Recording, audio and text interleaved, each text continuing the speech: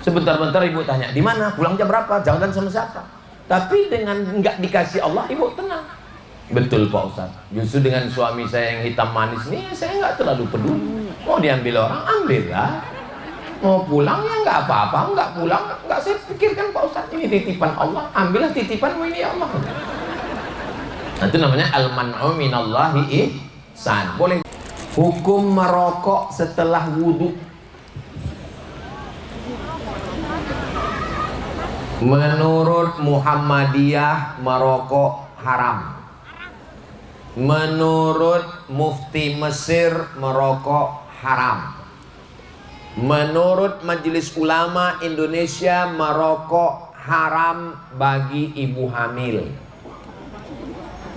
orang sakit, ibu menyusui. Tapi bagi orang yang sehat makruh. Saya jelaskan dua-dua supaya jamaah jangan bingung. Nanti kalau ada ustadz yang mengatakan haram, berarti dia pakai fatwa Mesir, Saudi Arabia, Muhammadiyah. Kalau ada yang bilang makruh, berarti dia pakai fatwa Nahdlatul Ulama dengan Majelis Ulama Indonesia. Jelas? Kalau ada orang habis berwudu, dia merokok. Pas ditanya, kenapa kau merokok? Aku pilih yang makruh. Berarti sama seperti orang habis wudu makan jengkol. Hukum makan jengkol? Makruh. Apakah wudhunya batal? Tidak. Itu hukum merokok. Kalau dilaksanakannya selesai wudhu atau setelah wudhu atau sebelum wudhu. Kalau dia berpendapat itu makruh, wudhunya tidak batal. Kalau dia berpendapat rokok itu haram, kenapa dia merokok? Pasti tanya, menurutmu rokok itu haram. Kenapa kau merokok? Karena yang haram itu kalau beli, kalau dikasih makruh. Ada orang begitu. Apa pandangan Ustadz tentang aliran Syiah? Syiah terbagi dua. Yang satu Syiah ekstrim, bukan es krim, ekstrim. Yang satu lagi Syiah yang moderat. Syiah yang moderat berbeda dengan kita dalam masalah fikih. Fikihnya fikih Imam Ja'far Shadiq. Di Al-Azhar diajarkan. Di dalam Fiqhul Islami wa Adillatu Syekh Wahbah Zuhaili ada namanya fikih Ja'far Shadiq. Yang Syiah ekstrim ini mengkafirkan sahabat Nabi. Ini yang kafir. Adapun Ali Khamenei yang mati dibunuh oleh Amerika, Donald Trump, dia memfatwakan tidak boleh mencaci maki sahabat Nabi. Maka dengan begitu ulama Al-Azhar mengatakan dia bukan ekstrim, karena dia tidak mencaci maki sahabat Nabi. Jadi terbagi dua. Ada yang moderat, ada yang ekstrim. Bagaimana cara kita membedakan dia moderat atau ekstrim? Lihat dia. Adapun yang tinggal di Inggris, orang Kuwait, namanya Yasir Al-Habib, Syiah juga ekstrim. Dia mencaci maki Aisyah. Dia katakan Aisyah di neraka. Ada videonya. Ini kafir karena dia ekstrim. Sedangkan yang moderat, dia tetap menghormati sesama kita, bahkan mengeluarkan fatwa tidak boleh mencaci maki sahabat Nabi. Sedangkan kita Ahlus Sunnah mencintai sahabat Nabi. Makanya kalau bulan Ramadan tarawih, Al-Khalifatul Awwal Sayyiduna Abu Bakrin Siddiq. Apa jawabnya? Radhiyallahu anhu. Karena kita mendoakan supaya mereka diridhoi Allah Subhanahu wa ta'ala. Bagaimana pandangan Islam terhadap kecerdasan buatan AI dalam fatwa agama? Tidak bisa bertanya kepada AI, karena AI bukan manusia. Yang bisa berfatwa itu pertama manusia, kedua muslim, ketiga berilmu, keempat bermazhab. Kamu bertanya kepada siapa? Kepada muslim. Berilmu, ya. Apa mazhabnya? Mazhabnya mazhab Imam Syafi'i. Karena kita di Nusantara ini mazhabnya mazhab Syafi'i. Sedangkan AI bukan manusia, bukan muslim, tidak bermazhab, nggak bisa bertanya. Tapi sebagai mahasiswa untuk mengumpulkan informasi bisa. Karena AI mengumpulkan informasi dari kitab ini, dari kitab ini, dari kitab ini. Dia sebagai alat bantu, bisa sebagai alat bantu. AI itu sebagai alat bantu tukang cari informasi. Hai AI, iya saya, katanya suara perempuan. Tolong carikan saya pendapat ulama tentang hukum rokok. AI mengumpulkan pendapat menurut mufti Mesir, menurut mufti Yordania, menurut mufti. Nah, dia hanya sekedar mengumpulkan informasi, tapi untuk berfatwa AI tidak bisa. Maka bertanya ke dalam Quran, fas'alu ahla dzikri, bertanya kepada ulama in kuntum la ta'lamun. Alhamdulillah kita di Sulawesi Tenggara punya ketua Majelis Ulama Indonesia, punya guru-guru, bertanyalah kepada guru-guru kita insyaallah. Demikian, wallahu a'lam bishawab.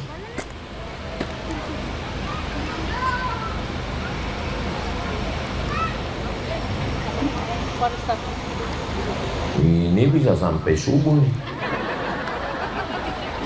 Bagaimana tanggapan Ustadz mengenai Islam Sunni, Syiah, dan Wahabi? Kita mengikut sunnah Nabi, maka kita disebut dengan Islam Sunni. Sunni diambil dari kata sunnah, karena kita adalah ahlus sunnah wal jamaah. Syiah, dia melampau batas mencintai Sayyidina Ali sampai mengkafirkan Abu Bakar dan Umar karena merampas kepemimpinan Ali. Kata dia setelah Nabi meninggal itu yang layak menggantikannya adalah Ali. Abu Bakar dan Umar ini merampas Ali, maka Abu Bakar dan Umar, Utsman, sahabat Nabi semuanya kafir.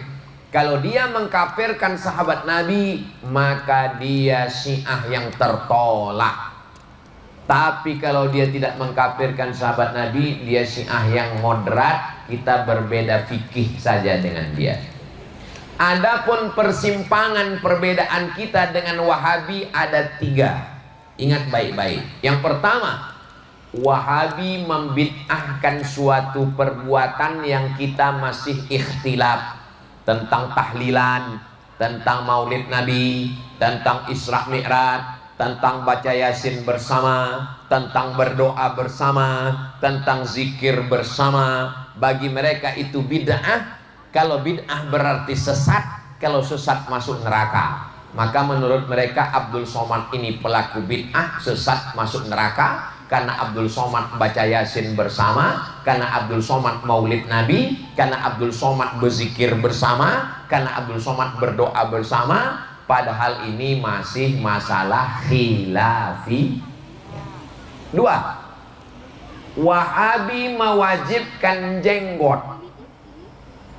Kalau berjenggot wajib, berarti mencukur jenggot haram. Maka siapapun yang mencukur jenggot haram, haram, haram. Orang yang melakukan haram setiap hari berarti dia fasik. Orang yang mencukur jenggot nggak boleh jadi imam karena dia fasik. Orang yang mencukur jenggot nggak boleh jadi saksi nikah karena dia fasik. Orang yang mencukur jenggot nggak boleh jadi saksi pengadilan karena dia fasik. Menurut Wahabi. Padahal hukum mencukur jenggot masih khilafiyah. Ustaz kok nggak berjenggot? Belum tumbuh. Kami kan masih sebaya dengan. 3. Mereka memahami ayat-ayat mutasyabihat. Kalau Tuhan menanam kaktus, kaktus ditanam berpetak-petak. Saya agak kurang fokus karena sudah datang nasi kotak. Itu cara buat pantun, jadi 2 dulu di ujung, terus 2 dulu. Masih bisa kan? Itu contoh pantun. Sampai mana tadi?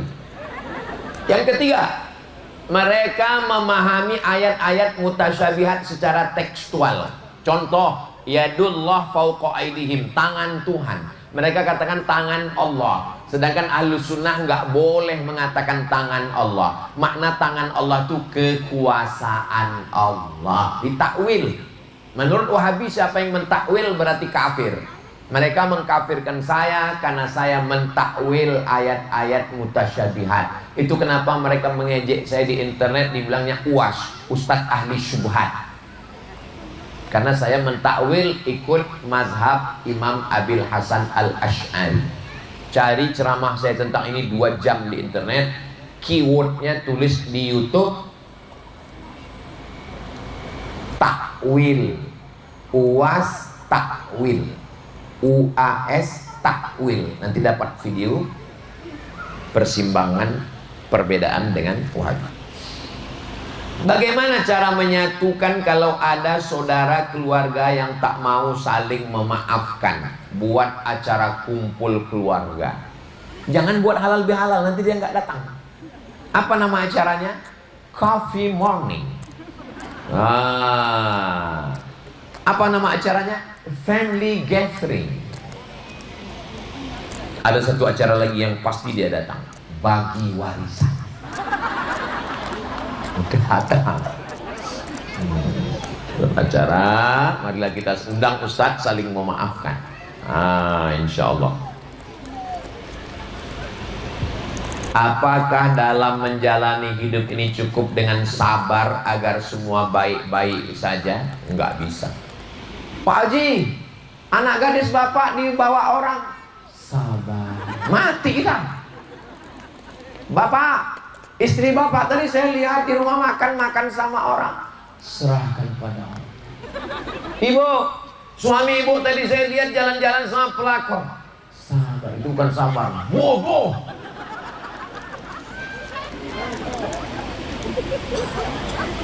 Sabar itu 3. Sabar yang paling rendah, sabar yang tengah, sabar yang tinggi. Sabar yang paling rendah adalah sabar ketika kena musibah, sabar ditipu orang, sabar sakit, sabar kena bala bencana, itu sabar. Sabar paling bawah. Sabar yang kedua adalah sabar ketika ada kesempatan untuk buat dosa. Bapak jalan-jalan ke mall, tiba-tiba datang orang melempar kertas nomor handphone. Terus bapak lihat, bapak buang. Itu namanya bapak sabar. Padahal ada kesempatan. Lihat kanan kiri nggak ada. Sabar. Bapak ditelepon orang. Temuin aku di sini ya sayang. Aku orang sabar, setan. Sabar. Sabar. Datang orang mau ngajak bapak korupsi. Ini ada uang 1 koper. Tidak. Katakan tidak pada korupsi. Ini sabar. Kenapa? Karena CCTV menyala. Sabar yang paling tinggi adalah sabar dalam beribadah. Sabar nggak makan, nggak minum, padahal makanan halal. Puasa Senin Kamis.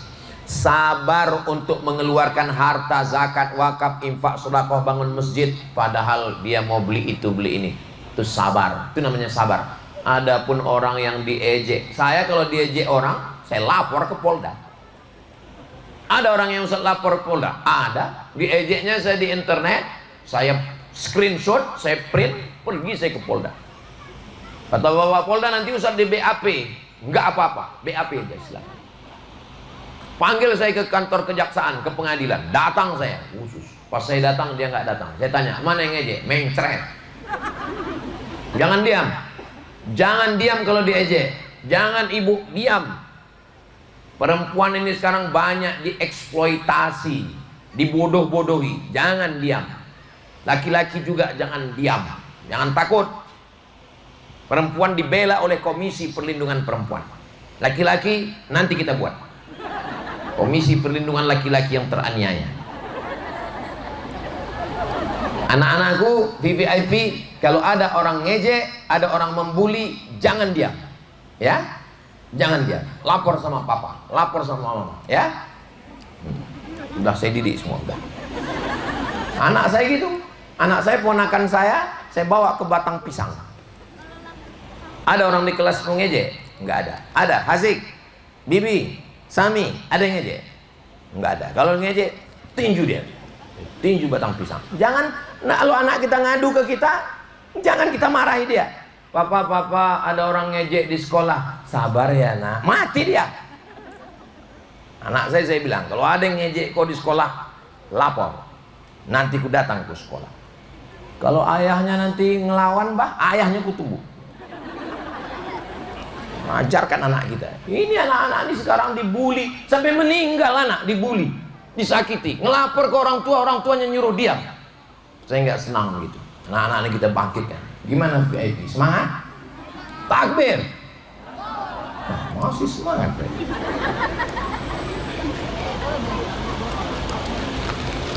Kok nggak habis-habis kertas ini?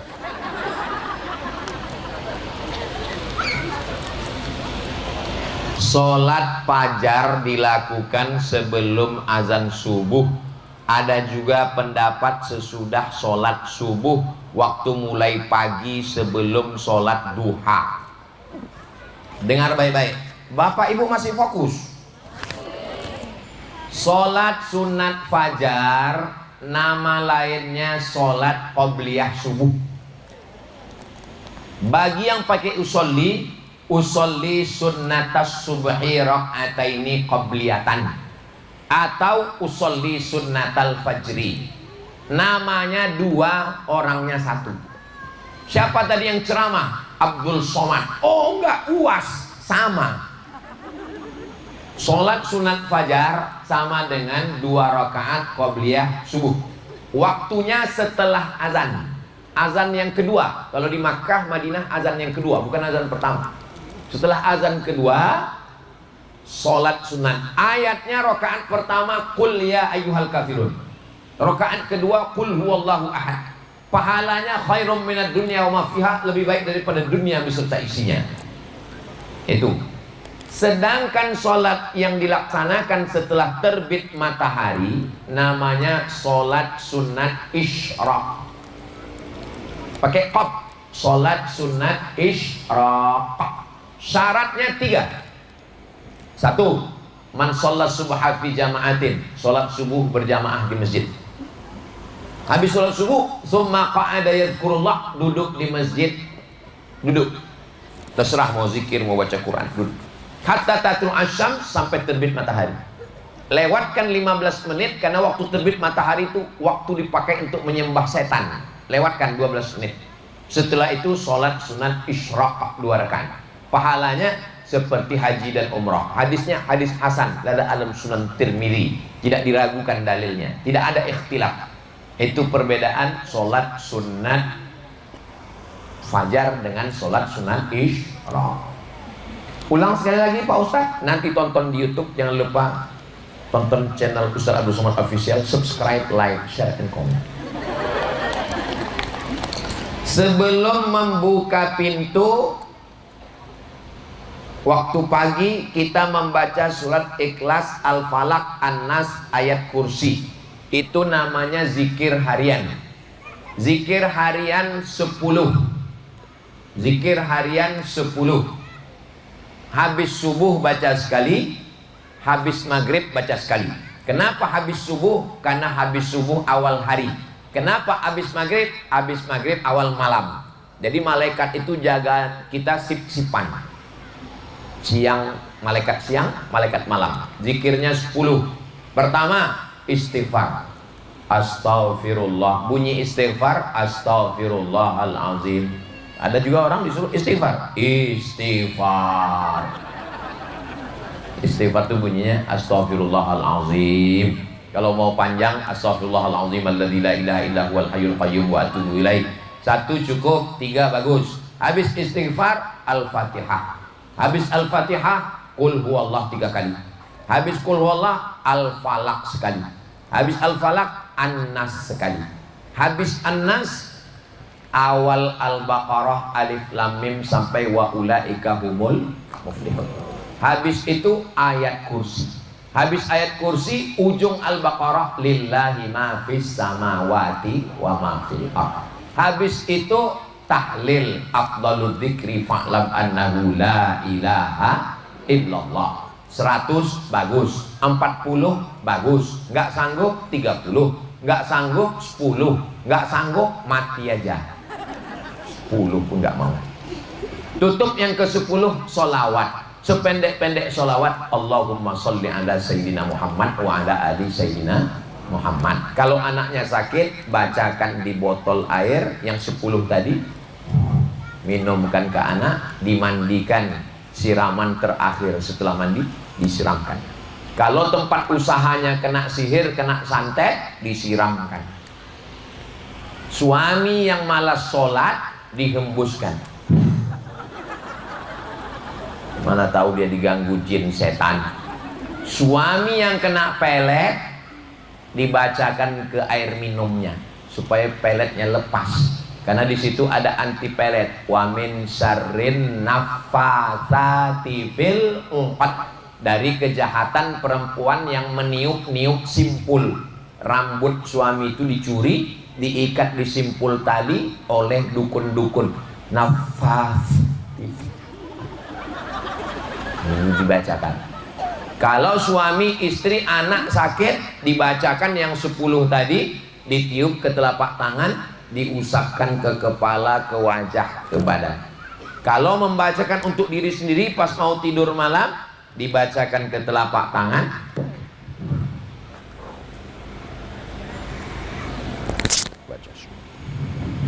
Kalau suami, istri, anak di ruang ICU nggak bisa bergerak lagi, dibacakan ke telapak tangan, diusapkan ke kepala, ke badan. Itulah kau dulu mabuk sakau, sekarang nah, mati aja kau dulu.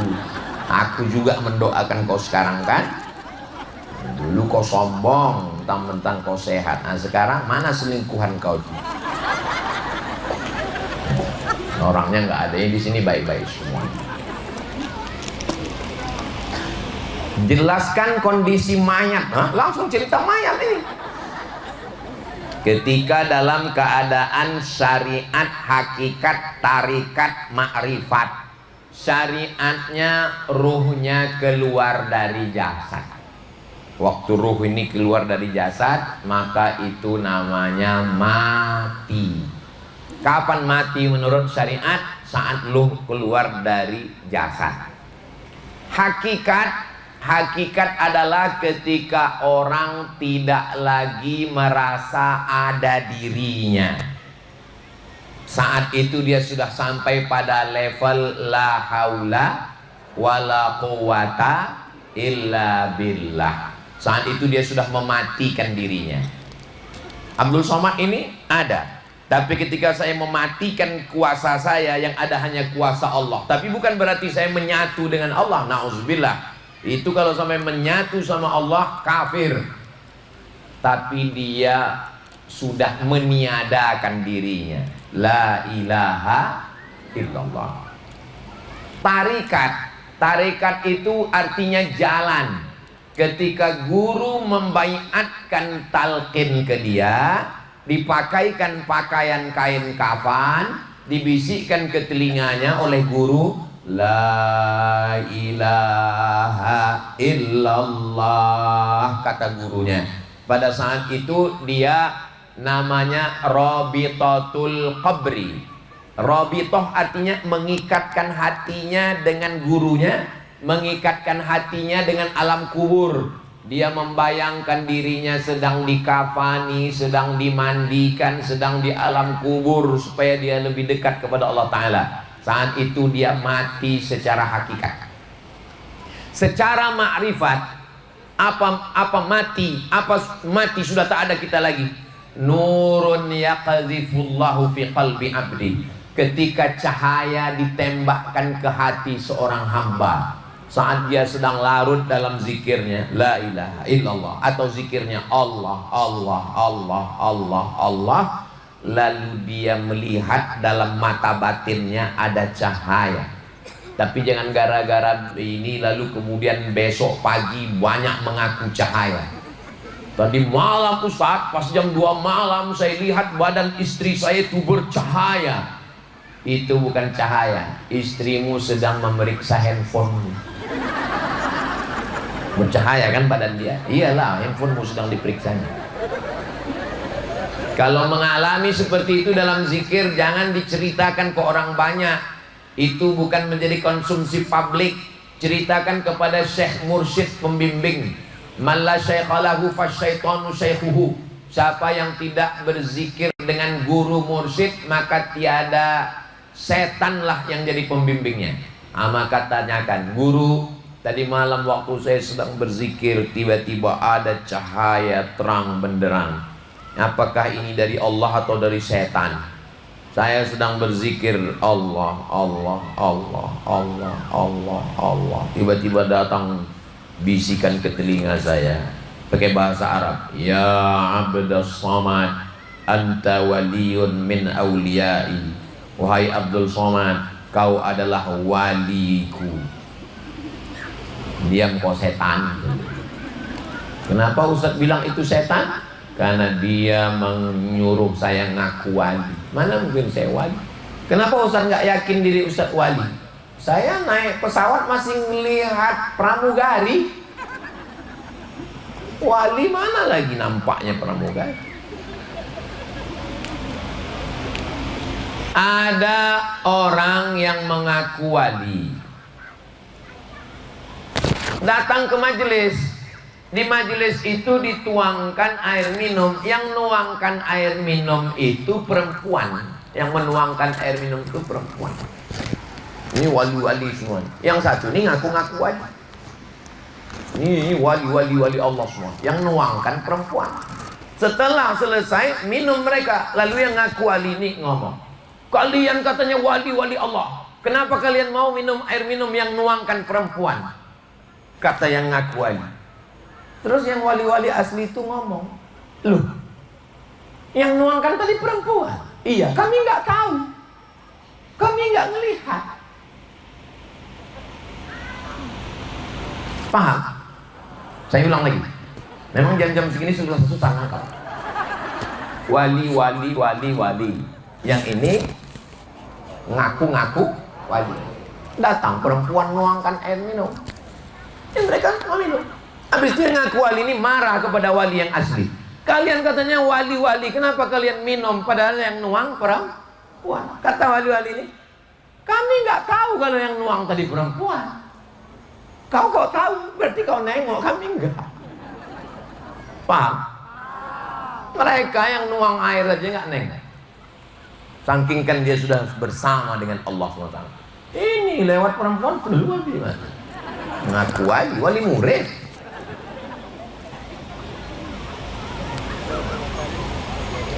Ciri-ciri wali malamatiyah. Malam diambil dari kata lama yalumu. Lama yalumu artinya mengecam, mengejek, mengolok. Malamatiyah menampilkan diri seolah-olah seperti orang jahat, diejek, diolok. Supaya semakin diejek orang, diolok orang, disingkirkan orang, dihinakan orang, semakin dia merasa dekat dengan Tuhan. Pernah dia pulang ke kampung pakai jubah, pakai sorban. Oh, tangannya dicium orang, dimuliakan orang. Habis itu dia pulang ke kampung nggak pakai jubah, nggak pakai sorban, biasa, dihinakan orang. Saat dia dihinakan orang itu dia merasa dekat dengan Allah. Saat dia sedang duduk di atas ini, diakui sebagai ulama, dibuat gambarnya, dibuat profesor doktor, muncul rasa ujubnya, rasa kagumnya, rasa takburnya. Jauh dia dari Allah. Nah, itu jenis namanya malamatiyah. Tapi jangan ngaku-ngaku. Jangan nanti ada orang yang minum khamar pasti tanya, kok minum khamar? Semakin terhinakan dekat dengan Allah. Ini bukan malamatiyah, ini malam-malam hantu ini. Jelaskan sedikit tentang kitab Al-Hikam. Ada seorang ulama namanya Imam Ibnu Athaillah As-Sakandari. Kuburnya di Kairo. Saya sudah ziarah ke makamnya. Nanti panjang umur insya Allah kita pergi ke Mesir ziarah ke makam Ibnu Athaillah As-Sakandari. Dia mendapatkan bisikan-bisikan ilham ke dalam hatinya, hikmah. Maka disusunlah satu kitab namanya kitab Hikam Ibnu Athaillah As-Sakandari. Ustadz mendapatkan ijazah kitab ini dari mana? Saya mendengar kitab ini dari Syekh Yusri Jaber. Waktu beliau datang ke Pekanbaru, membacakan kitab ini, kitab Hikam Ibnu Athaillah As-Sakandari, dia dari gurunya. Begitu juga saya mendengarkan, dapat ijazah dari guru-guru yang lain. Kasih kami contoh salah satu dari hikmah Ibnu Athaillah As-Sakandari. Al-man'u minallahi ihsan, wal ata'u minal insani hirman. Kata beliau, al ata'u minal insan hirman, wal man'u minallahi ihsan. Pemberian dari manusia itu sebenarnya ketiadaan, tapi Allah menahan sesuatu boleh jadi kebaikan. Susah menangkapnya. Kalau kita dikasih manusia, dikasih orang, boleh jadi itu ketiadaan. Karena boleh jadi kita akan hanyut dengan pemberian, kita menjadi ketergantungan, kita terjebak dalam banyak hal. Tapi boleh jadi ada suatu nikmat yang ditahan oleh Allah. Al-man'u minallahi ihsan. Boleh jadi kita menginginkan sesuatu, ditahan Allah, tapi sebetulnya itu baik untuk kita. Kalau nggak dikasih contoh, susah. Contoh begini, ibu minta suami yang mancung, yang putih, yang ganteng, yang six pack, yang tinggi, yang rambutnya pirang. Lalu Allah nggak ngasih seperti itu. Lalu ibu menuduh Allah, kenapa nggak ngasih, nggak Allah? Al-man'u minallahi ihsan. Justru dengan nggak dikasih Allah itulah ihsan. Karena kalau dikasih Allah seperti itu, ibu stres. Sebentar-bentar ibu tanya, di mana? Pulang jam berapa? Jalan sama siapa? Tapi dengan nggak dikasih Allah, ibu tenang. Betul Pak Ustaz. Justru dengan suami saya yang hitam manis nih, saya nggak terlalu peduli. Mau diambil orang, ambillah. Mau pulang ya nggak apa-apa, nggak pulang nggak saya pikirkan Pak Ustaz. Ini titipan Allah, ambillah titipanmu ini ya Allah. Nah, itu namanya al-man'u minallahi ihsan. Boleh jadi Allah menahan sesuatu. Susah menangkap, karena itu bisikan halus ke dalam hati Imam Ibnu Athaillah As-Sakandari. Dia sezaman dengan Ibnu Taimiyah. Tarekatnya Syaziliyah. Ada tarekat namanya Syaziliyah, Imam Abul Hasan Asy-Syazili. Habis. Akhir majelis, mari kita berdoa kepada Allah Subhanahu wa taala biar saya bawa pulang. Takutnya nanti kalau diambil panitia dicek siapa yang bertanya yang belum suami tadi. Mudah-mudahan kita semua istiqomah iman dan Islam. Mudah-mudahan kita semua, keluarga kita sakinah mawaddah warahmah. Anak-anak kita soleh dan solihah. Yang belum ketemu jodoh dijumpakan dengan jodoh yang baik-baik, bisa menjadi imam bagi keluarganya. Sohibul bait Bapak Afdal beserta Ibu Selin dan Ibunda diberikan balasan kebaikan karena mereka sudah mengumpulkan kita malam ini. Rezekinya berkah, keluarganya berkah, umurnya berkah. Ala hazihin niat, untuk niat yang baik. Al-Fatihah.